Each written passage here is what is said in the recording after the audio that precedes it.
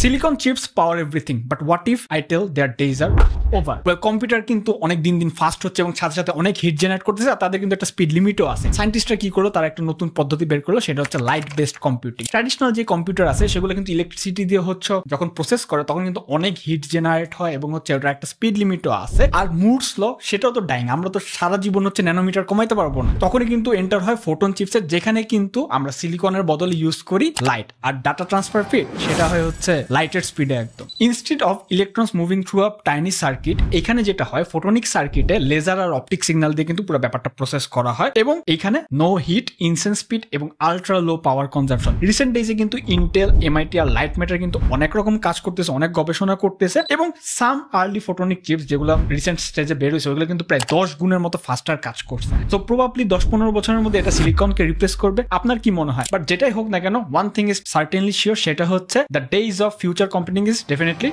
Bright.